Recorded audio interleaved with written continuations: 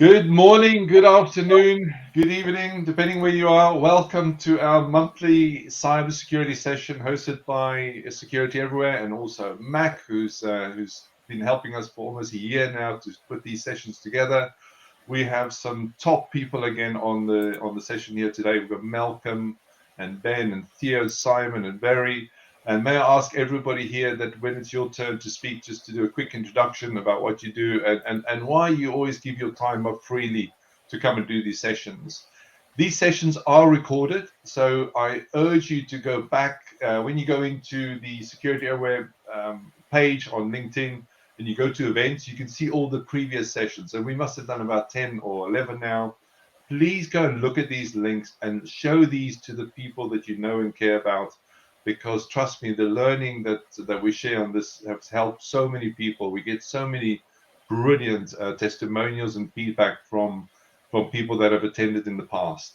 Now, last month we did a big session on again about child safety, but the session went by so quickly that we discovered that we had thought we better do another session, but this time we want to do a session more about practical examples of how you can keep your children safe online. As a father of 3 children, this has been an issue for me since they were born. And the problem now with AI and things kicking off, I'm actually going to share a link to a video that I'd like you to watch. I wanted to share it today, but unfortunately the sound is not coming through.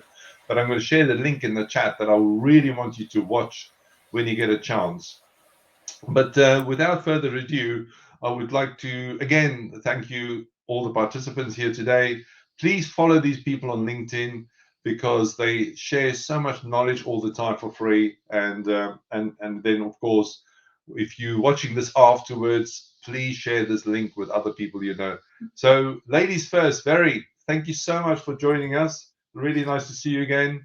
You're a massive contributor to our sessions each month, and please introduce yourself and then you fire away with today's topic on practical examples. Thank you. That's all right. Hi, good afternoon, good morning. So my name is Very. I'm the Cyber Protection Prevent Officer for Bedfordshire Police. And basically I do a lot of this. I help people to stay safe. So that's what we're doing. So with regards to obviously parental stuff and keeping children safe, we always talk about ways that you can do it, and there's a lot of tools that you have access to and that you have a lot of power, more so than you can imagine.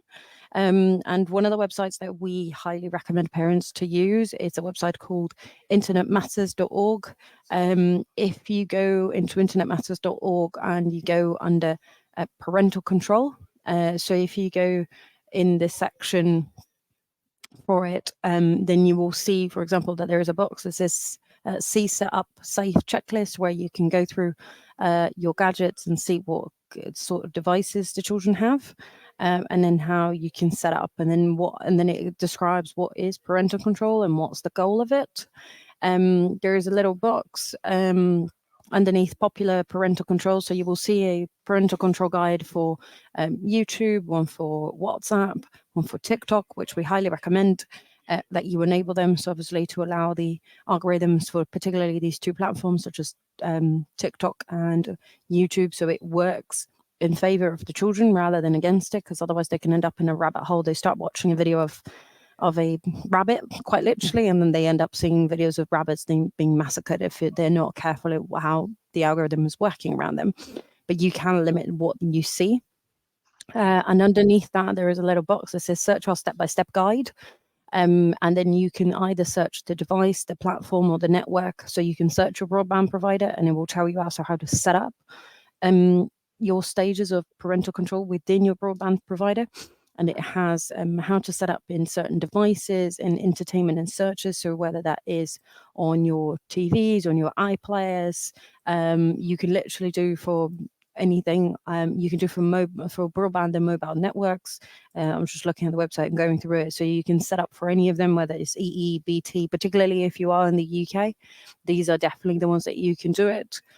Your social media, so your most common ones such as Facebook, Instagram, Skype, Snapchat, TikTok, Twitter.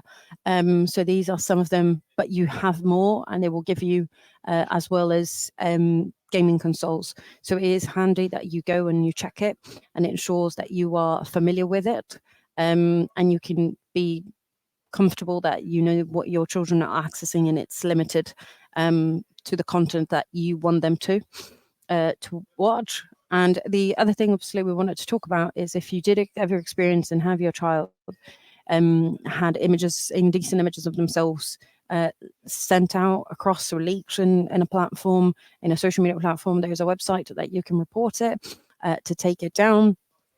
And it is, it's called, bear with me 2 seconds because I need to remember the name. So you can go to the NSPCS and NSPCC. It has some links there for how do you report it. And there's a go to report remove. So report remove is the name of the website. And it's the section under the child line, and then you will help them to report it. And then you report what the age group is, and then you request for the images to be taken down. So if you ever experience it, this is one of the ways that you can do it. Barry, can you see my screen that I'm sharing? No. No? Okay. I was just sharing this screen. The NSPCC is a brilliant website. You know, I keep you stuff online. So Barry, do you actually go into schools and talk about this as well? Or do you do from a Bedfordshire police perspective, what is it you're actually doing in the community to do practical examples? So when we go to schools, obviously we talk to the children as well about this and ensuring that they understand how to keep themselves safe in a variety of ways. And then from that, then we also provide parents' evening. So when the school wants to organise a parents' evening, then we go through it and we talk to parents about it. We talk about the Internet Matters website, how they can use it, how does it work, but mostly so parents can understand what the impacts of sharing is, including for themselves, because a lot of the times they may be sharing pictures of their children on social media. So we do also do it from that approach. And then we go through some of the examples on Internet Matters, or some of the platforms that we know kids use the most, such as Discord, or some of the games, and then we'll talk about the games a little bit, so they can understand what it is and why would be concerned with the games as well. So yes, I think we touched on this very briefly last session, which I encourage people to go back and listen to. But I'm sure you've come across this, Barry, in your role as in Bedfordshire Police. But how do you educate kids about sending photos of themselves? You know what I mean, like naked pictures, because a lot of parents don't even know that this is a thing that's happening. It's a thing. I mean, it's a thing in between adults, but it's definitely a thing in between kids. So we always say to them, obviously, you know, if anyone asks for a picture of you, you know what to do, and you should tell it to someone.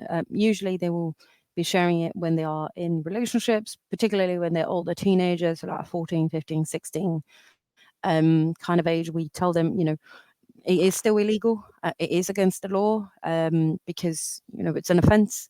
And we always say to them, obviously, it's great when it's all the relationship's going well, but once it goes sour and you break up, people might reshare it because they are angry at you. So then that tends to be a common theme, but mostly that there are consequences about it. And that, you know, obviously some people that may have the images shared of themselves can attempt to commit suicide. And it's something that we do talk about it, because it is, you know, it is something that is done, and children will share it without really realizing how much harm they could be causing to someone else. So if you are the victim of that photo being shared, is your photo being shared, then what are the implications for that person? And we have countless cases of these where, like countless of them, where basically people attempt to take their lives. They have to move. They can't deal with the harassment. So it is key that they understand, but also that they understand that the social media platforms tell us about it. Because I think they also don't really realize that does happen when it's true, because it's considered child pornography. So yes, we do also get told by that way, and we explain to them about social, you know, digital footprint, so they can understand that this is something that will be with them for the rest of their lives if they're not careful. But very, I'm sitting in the lounge. I'm watching BBC News 10 o'clock, and my daughter's just receiving a picture from some other boy. What Yeah. can I put in place to be alerted that this has just happened on my 14-year-old child's phone? I think you will find that some of them you might not be alerted because obviously will come through the apps rather than them accessing the inappropriate content in the first instance. So like the deliberate search is the way that it would block. But I think to us is always about ensuring that they have a communication, an open door communication, that they understand that they can come and tell you, particularly if they've been solicited and asked for it. If they're receiving from a random person on who they follow, like some random like on Instagram, to who they have no idea who they are, that they report it, like that they press the report button on the tool, and so then it can get, the profile will eventually get taken down from it. Um, but yeah, having a communication and an open door about this is probably the key, because without it, you would have no idea what would happen, and whether, for example, we have a lot of cases where people will be doing the pictures, and then they will have we'll have a warrant because we've been told by a social media platform that this is happening, and then someone, loads of police officers knock down in your door, you'll be well confused on what's happening. Well, So that's some of the videos I wanted to share. It's such a shame I can't get the audio to work. I think that's a nice segue. Thank you so much, Barry. no worries. Depending on time, you know how things go. I'd love to come back to you because I've got so many more questions I really want to ask. But I think Okay. that opens up nicely to Simon. Simon, please introduce yourself. And I know you're a school governor as well, and you deal with this stuff on a regular basis. And Thanks. and you mentioned before we started today about talking to kids. So over to you, please. Yeah, thank you, Francis, and hello, everyone. Yeah, it's great. It's the 1st of February today, Francis. It's a new month in 2024. It's January felt like it lasted for 6 months, but we're here. Yeah, I mean, I guess there was two elements I wanted to talk about. One was obviously the importance of talking, and I think this is, there are lots of fantastic technical tools that are out there, and increasingly so, that allow you to change settings, to potentially monitor what your children do online, or restrict certain things, so the amount of hours they might spend on a device or the websites they visit. But that can't really replace, in my view, the benefit of actually sitting down with your children and talking to them about their what they look for online and what they do. The NSPCC, the National Society for Prevention of Cruelty Against Children, which Barry mentioned a little while ago, have this thing which they call about being a good digital role model as a parent or a guardian. And I think that's a really, really good point to make, is that the behavior that you display actually then rubs off on your children as well. So, make them aware of the types of things that are on the internet, and have those open conversations with the children, and don't go in it from a perspective of seeking to punish. What we don't want to do is that children feel either embarrassed or fear of being punished for accessing content that may not necessarily be appropriate for their age group, things like pornography, for example. And we also want them to flag up if they have come across anything inappropriate, and report it appropriately. So those types of conversations are just so important. And I think the regular sitting down with your children, whether it's at the dinner table or at other times, and just talking about their online footprint, what they do, whether things get discussed at school, can make a real difference. I've got, like you, I've got two kids, not three. One's 16, both girls, and one at age 11. The 11-year-old hasn't quite got a mobile phone yet. We've managed to restrict that until she goes to secondary school later on this year.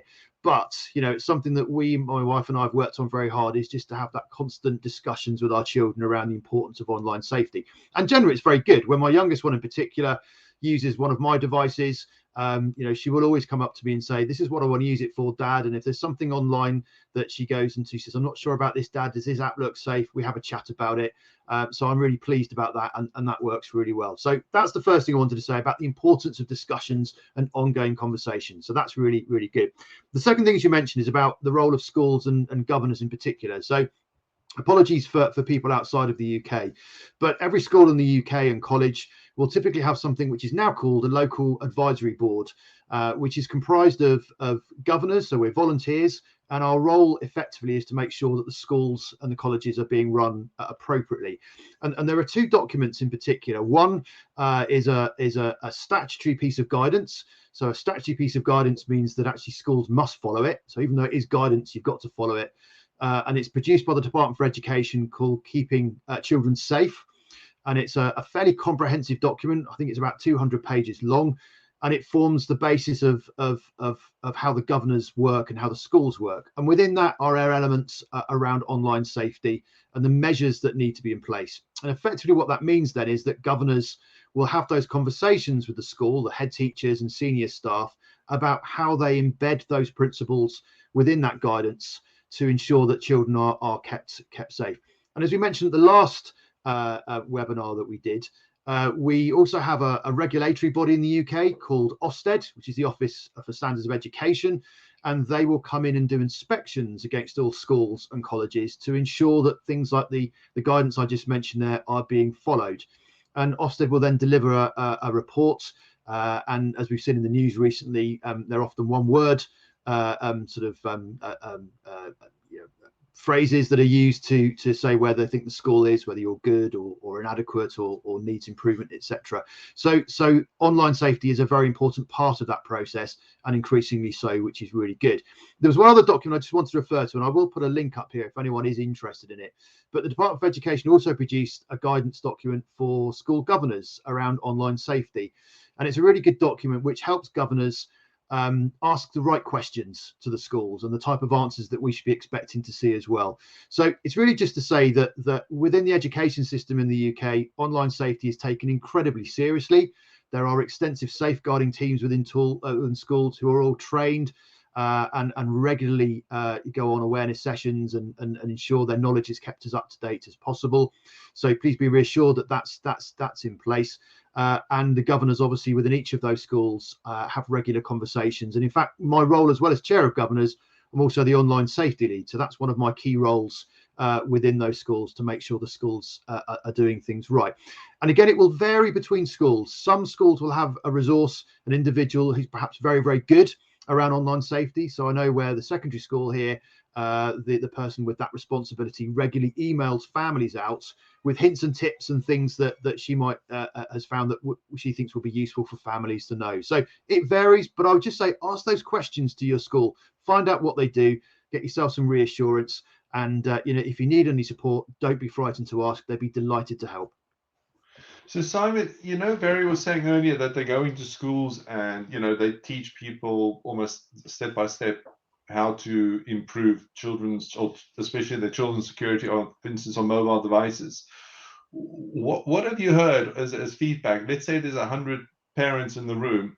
How many of those parents, as a percentage, will actually take the advice and go home and do it for their kids? If I was saying zero, that probably would be quite high. We have had a real struggle with this. And I'll give you an example. When we had the COVID pandemic, you may remember that obviously most schools were open, but many students were at home. And there was a big rush to try and provide those students with laptops so that they could work remotely and join lessons, etc., that are being delivered by things like Zoom or Teams. So we tried to set up a series of training courses for families, and the area where this particular secondary school is reasonably deprived. And we thought, well, let's bring some parents in. We'll teach you how to use the computer. We'll teach you about safety, and we'll just show you the real basics. We could not get people in to the school to do it at all, which was really disappointing. So, I don't know what the solution is, but it is really difficult to try and get parents and families engaged.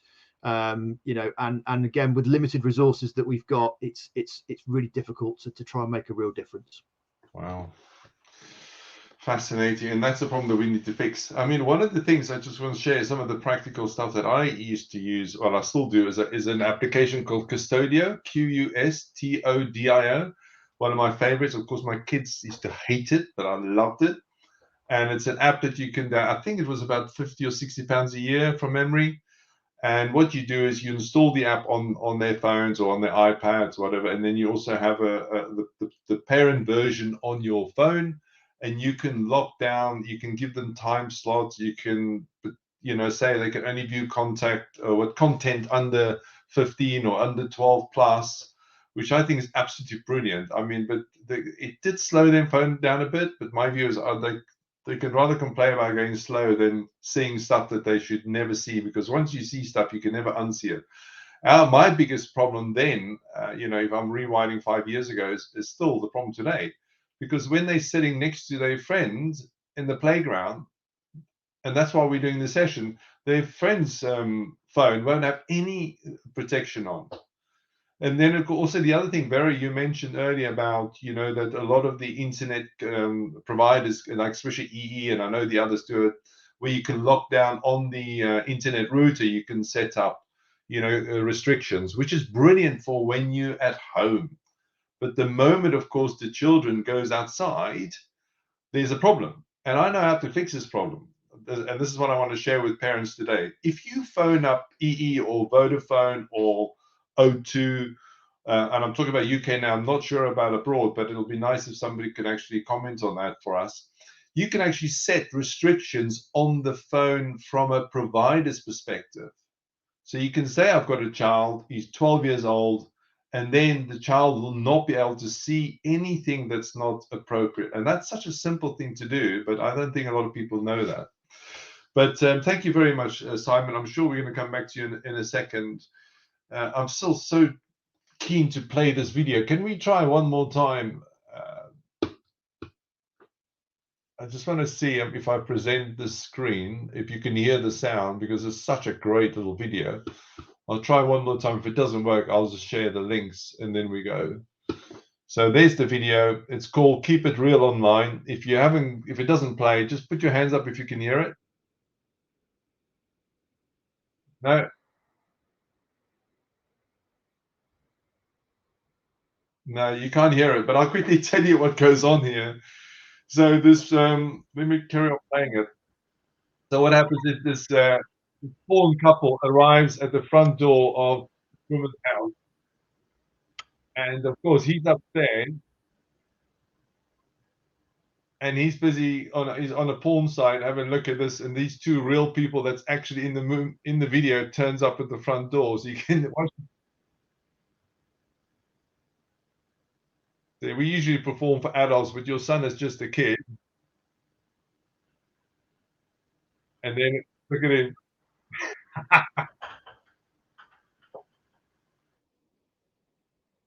Okay, stay calm. I know I'm laughing, but it's, again, that boy hasn't got any controls, of course, on his phone. So no wonder he can do whatever he likes.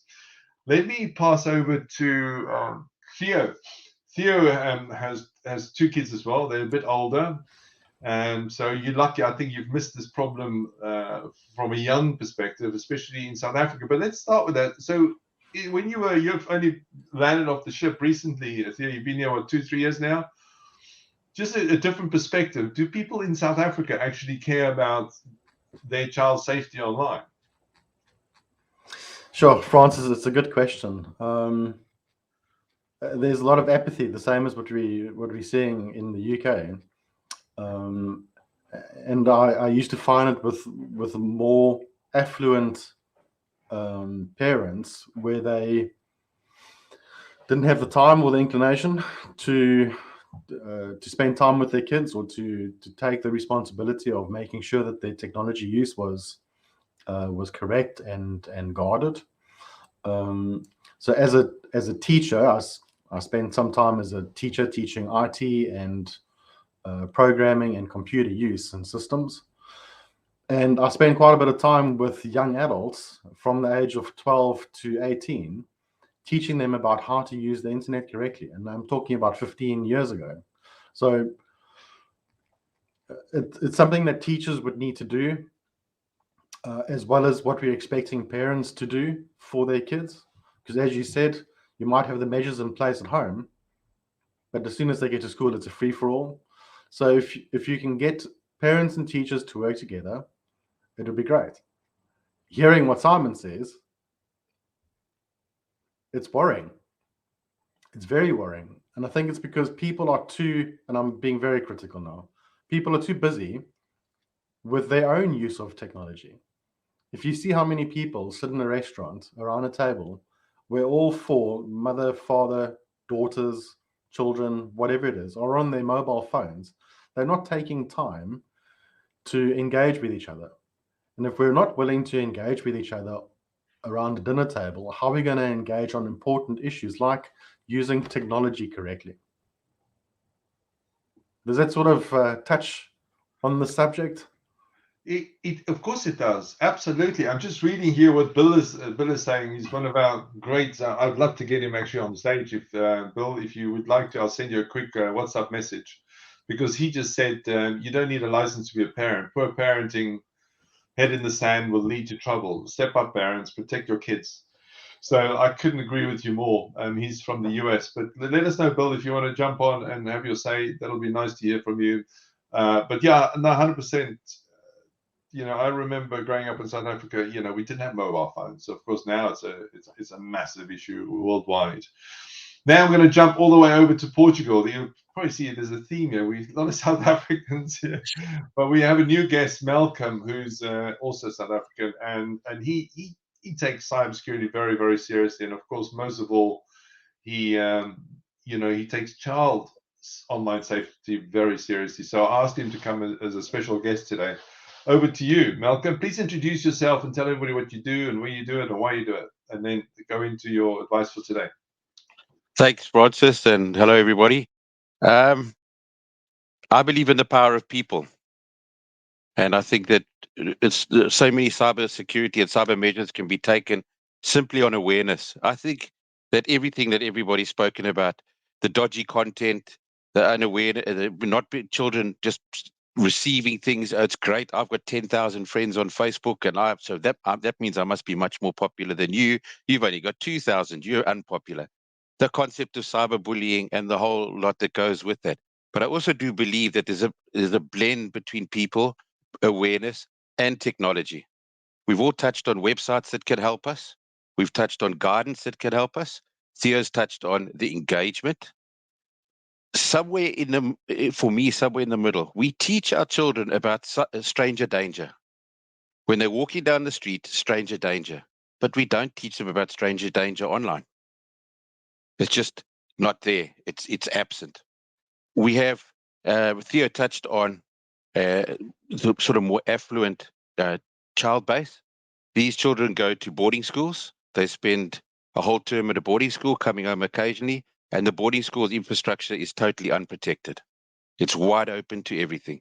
There's nothing in place.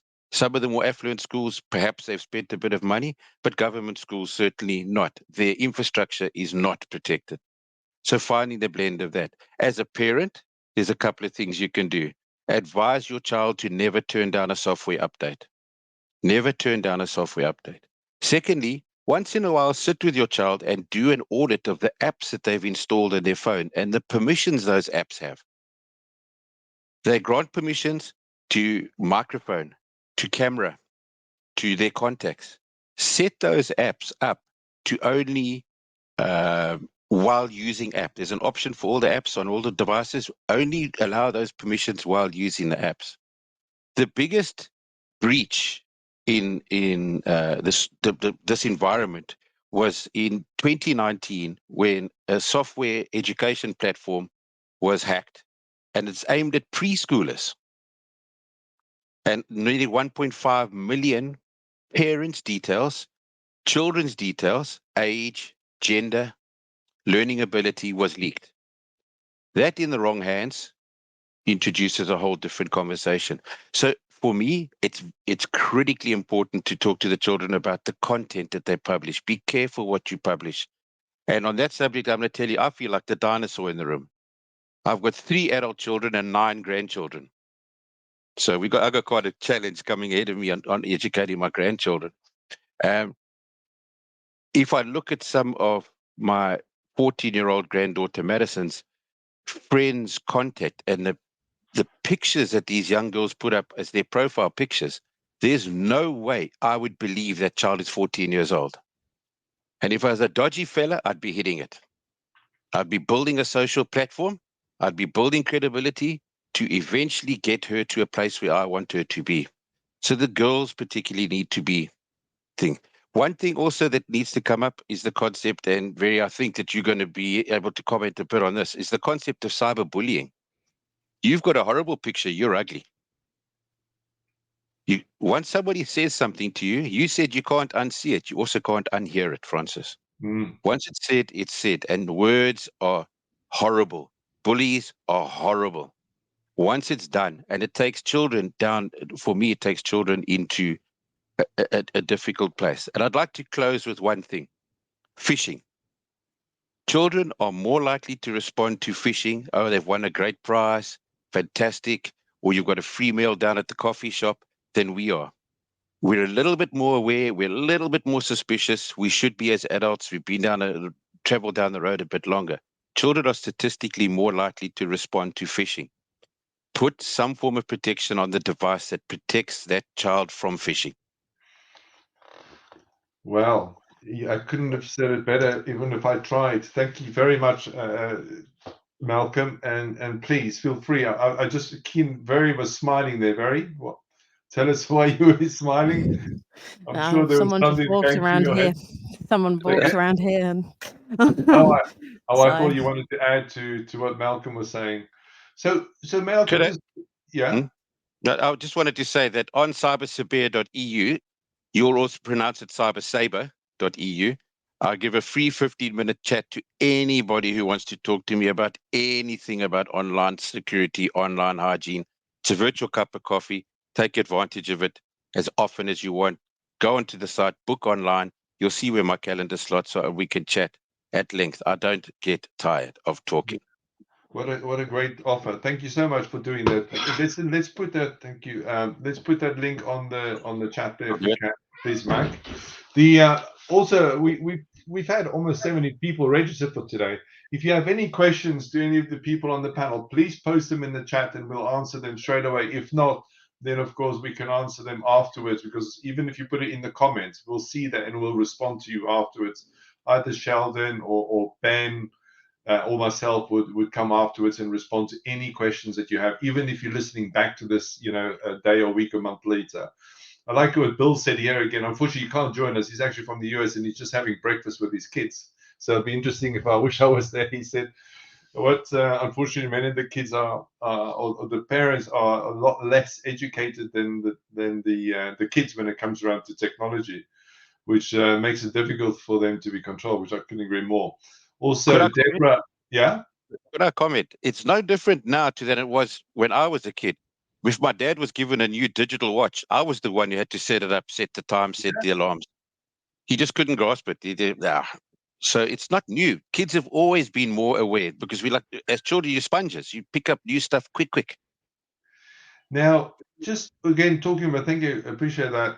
You've just reminded me of something there, Malcolm, and that's when the other day when I just set up a new Fire Stick, Amazon Fire Stick. I didn't realize that even on the Amazon Fire Stick, you can add parental control, which is brilliant. So you can set it up for 12 or 15 or whatever. So again, and you can set up different profiles. So I cannot recommend it highly enough to parents. If you don't know how to do anything, my advice is always YouTube is your friend.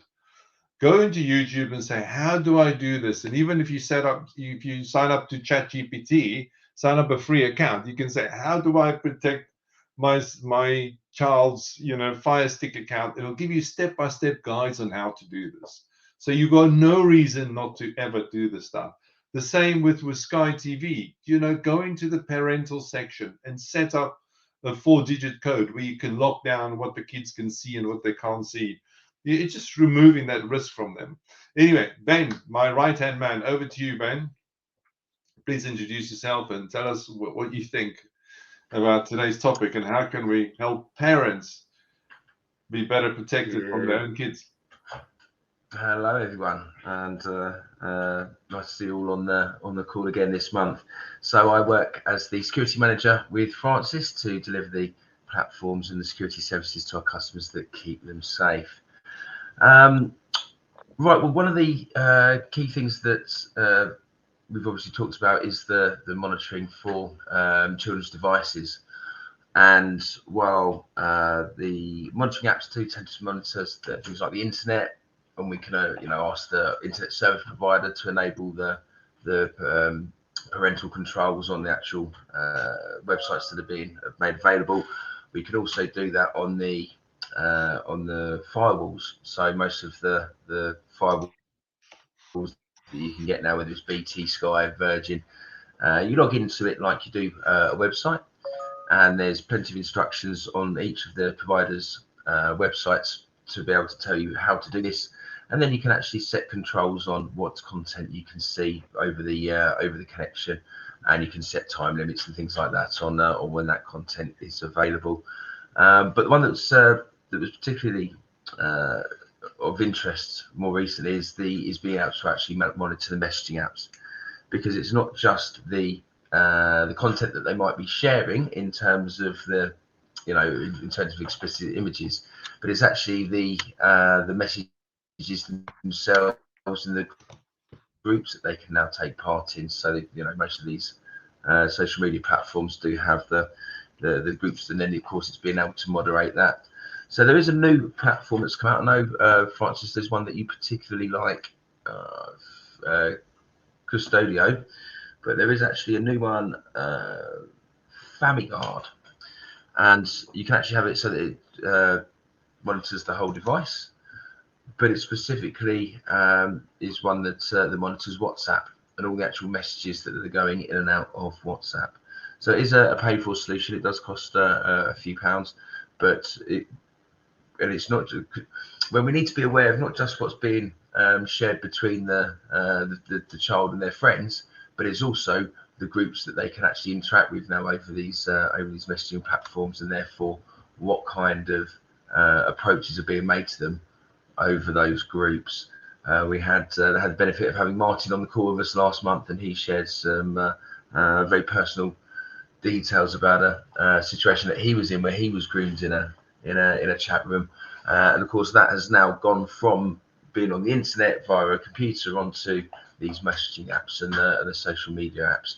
So there are a couple of things out there that we can do to actually monitor the apps themselves, and as I say, that way we can actually watch the activity that's going on, not just between the child's friends, but these groups that they can now join. Yeah, that's interesting. Because I look on the chat just now. Amy Archer was saying about WhatsApp isn't covered in Custodio. Otherwise, I agree it's helpful. So I'm glad that we've got a solution here. And again, I'm going to quickly share my screen. Can everybody see the screen of Family Guard? Yeah, there it is. So that's the that's the one that does the groups and everything. I mean, I'm seeing that it's working for obviously iOS, but it doesn't seem to work for other. Oh, yeah, it you've is got Android and well. iOS. Yeah, click on that one for me, Francis, because what it will do is if you actually do the full package rather than just the WhatsApp one, if you scroll down, Yeah, you'll see all the apps that it does actually monitor. That's brilliant. So because it's actually monitoring the TikTok, messages. My 14-year-old son is addicted to TikTok. He's just watching it all the time. So the way I'm fixing this problem at the moment, and this is another one I was going to share with everybody. Let me just stop the sharing. Or no, maybe I will. Let me just open it up. I'll show you. If we go to screen, I don't know if anybody's seen screen time on Apple devices. Screen time. Don't know if it's screen time on Apple.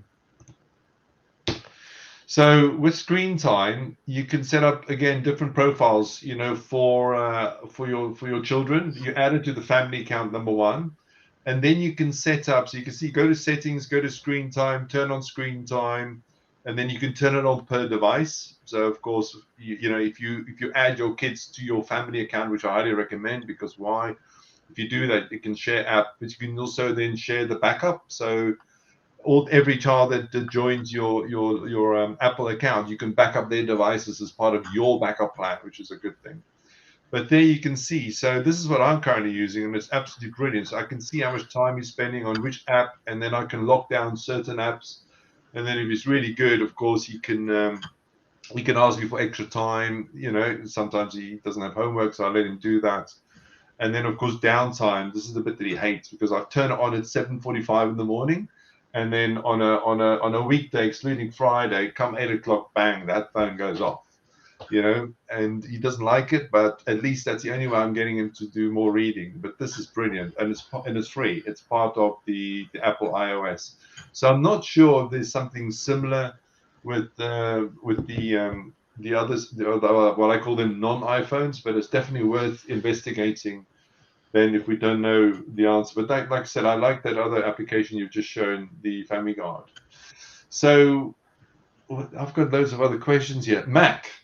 We spoke earlier about, you, first of all, please introduce yourself to everybody. Tell them what you do, apart from the fact that you help us host these excellent events every month. And I highly recommend, if you've got a business that you want to have case shown or on LinkedIn on a regular basis, please use his services. They're absolutely brilliant.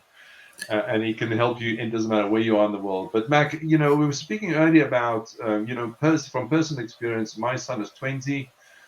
He's now, I've finally got him to set up his LinkedIn account.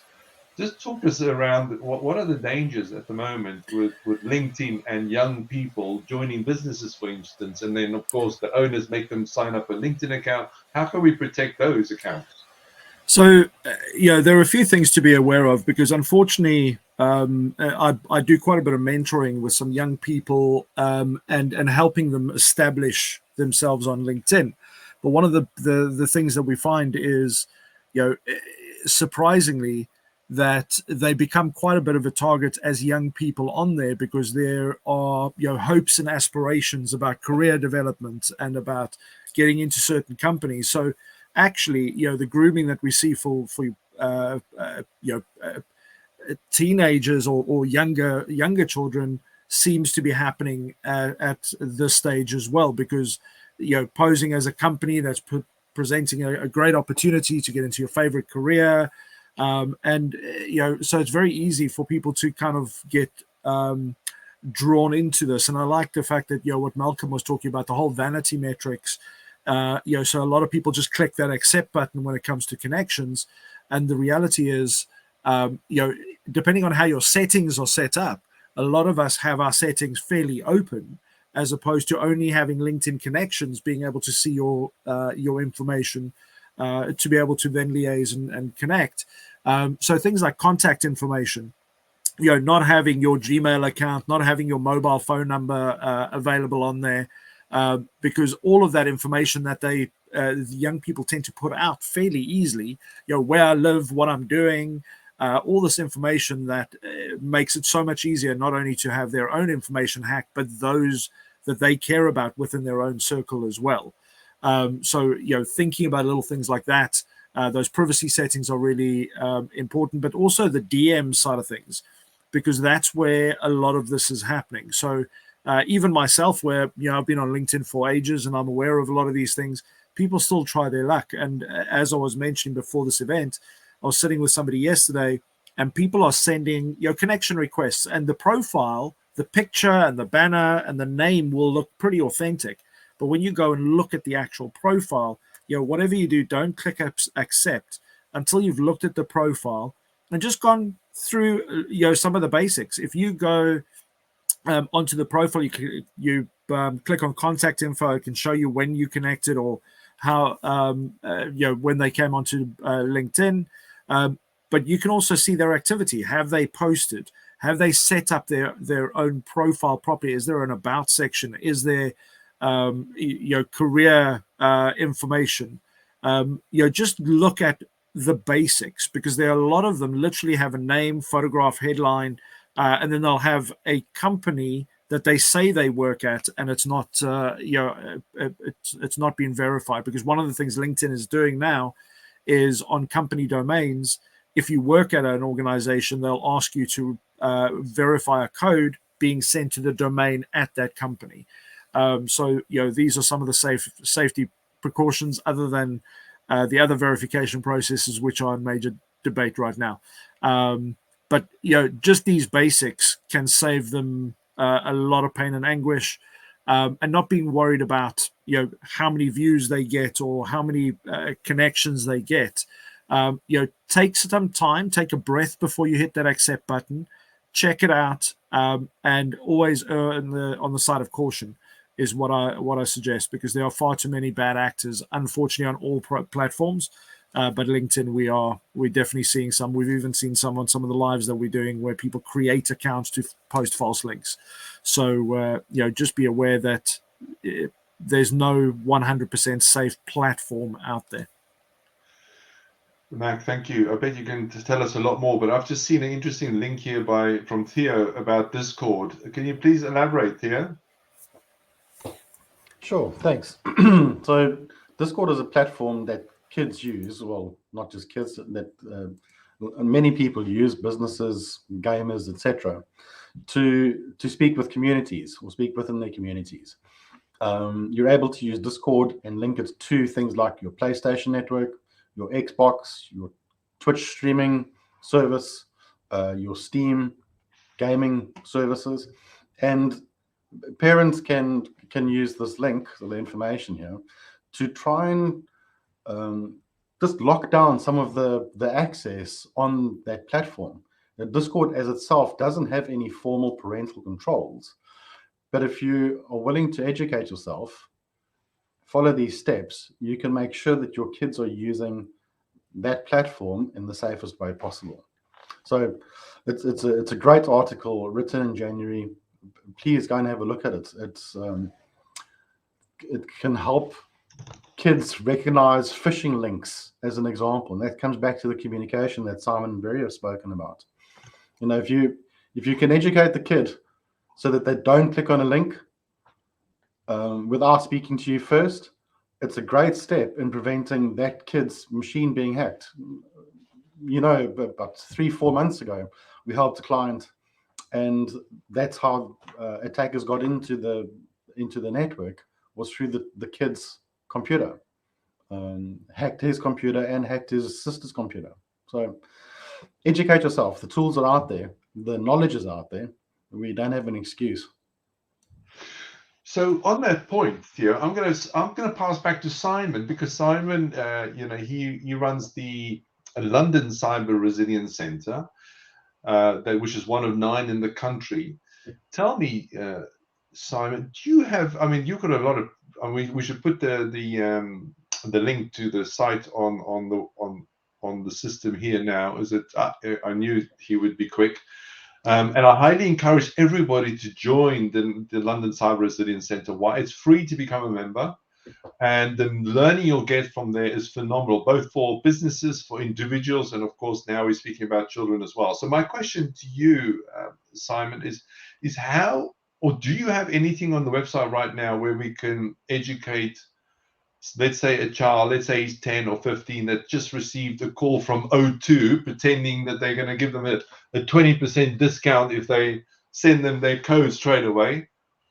Do you have anything like that on the website? Or in a word, no. And the main reason being is the focus of the CRCs is on businesses, as you say, particularly small and medium-sized organisations, charities and not-for-profits. What we would generally do is refer them to local policing. Okay. So in London, we work incredibly closely with the Met Police and City of London Police. What we could do, I mean, sometimes when we're out and about in our community, we have a document, a leaflet, we have a load of links on there where people can get further information. And certainly we can put something on there about things like the NSPCC and some of the links that we've already talked about to kind of government approved or charities that are recognised to be those places for support or help. But that we wouldn't expect a child necessarily to come to the CRC, but hopefully we can signpost people in the right direction in the event that they may have a question. So let me give you a different question and the same thing. So as a governor of a school, do you have any material out at those schools that teaches the kids how to deal with a spam message or spam phone call? Yeah, but it's as I mentioned earlier, it's down to the individual. So we're very fortunate, and then we've got, in fact, it's one of the associate head teachers who's a maths teacher, but very, very good with the internet and online. And she develops a fairly comprehensive program that she's put together herself. And a lot of it's done in her own time, where she speaks to agencies and others and produces guidance and documents and links that get sent out to parents on something called Parent Mail. So we're very lucky. We've got a very proactive individual who does that. But a lot of it is generally generated by a teacher or a member of staff who's got some knowledge in that area, as opposed to things that come through from central government or others. I've not seen a lot. I'm trying to think, actually, if I've seen anything from the local education authority or even from government that's come to me as a parent. I can't think of anything off the top of my head. It's mostly come from the school itself. Yeah. Is there any way we can get our hands on that information? Yeah, absolutely. I'll have a chat with them after lunch, and I'll go and see if we can get some of that for you to have a look at what goes out. Because I tell you why I'm asking now, because I bet that every person that's listening to this or listening back is part of some WhatsApp group because of some rugby club or tennis club or hockey club. And if we can add these documents or PDFs to the comment section of today's talk, then they can download them and add them to the WhatsApp groups and just share. Because whenever I like the other day, I've got a really good one, how to lock down Instagram, and I shared it on the rugby club, my son's rugby club chat, and the parents were really grateful and they were thankful because they're not getting this stuff from the schools. And I think some schools are really good because they've got a governor like you, and most don't, sadly.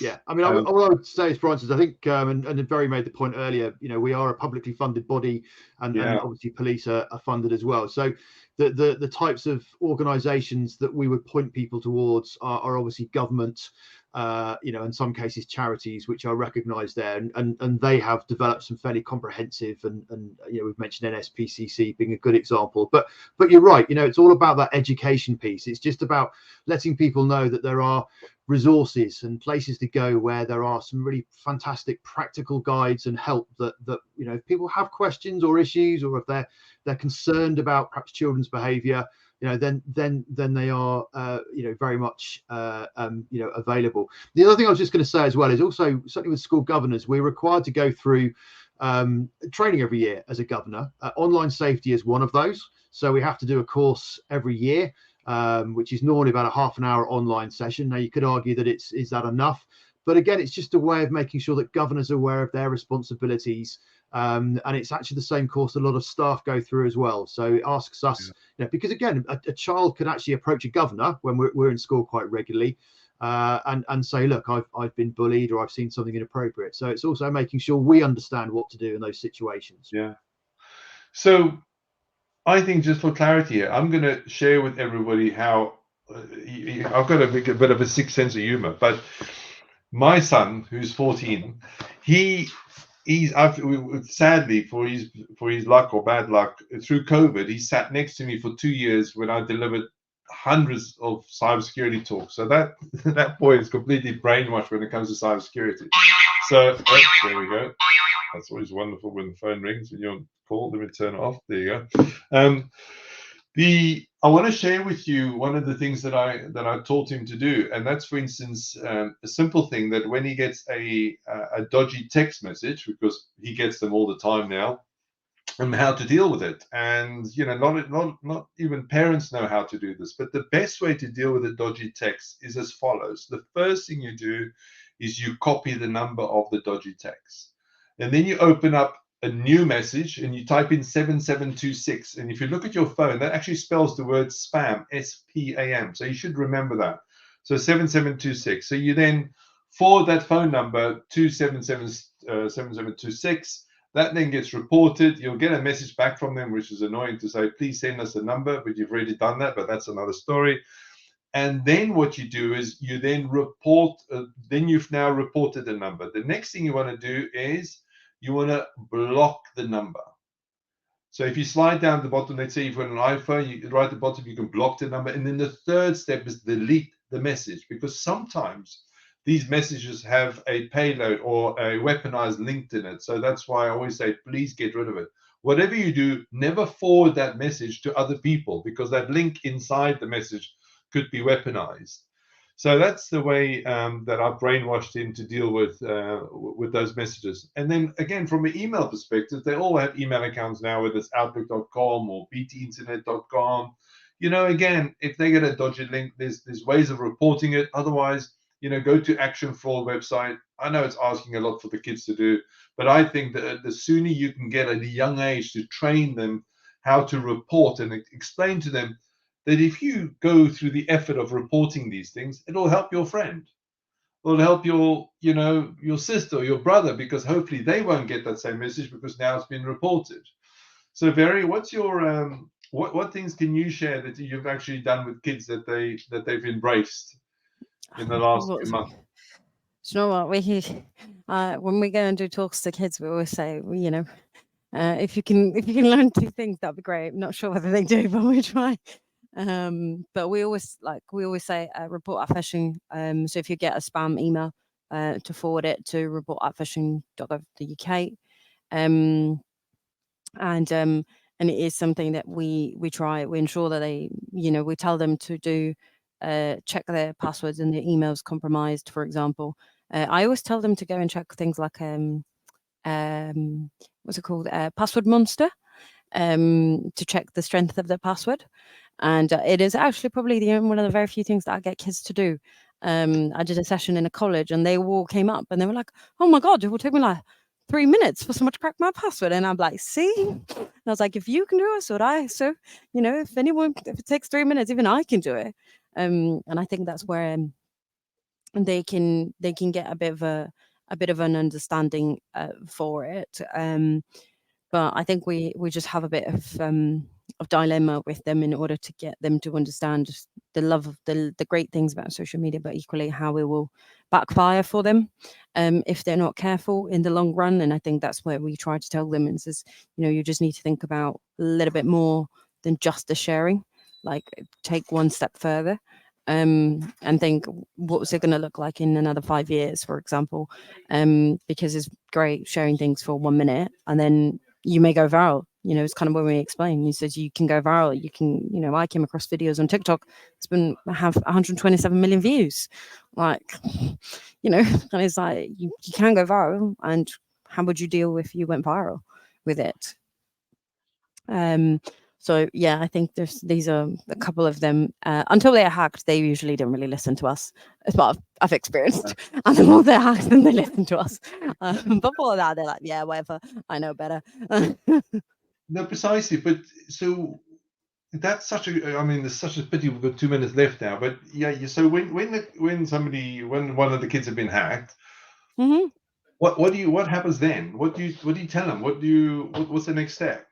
Do they just take it on the chin and move on, or do they share it with their other friends at school? No, I think they never share that they've been hacked, and they just, they try to get their accounts back as quickly as they can, and then that's it, and then they're done, and then they're done and dusted with it.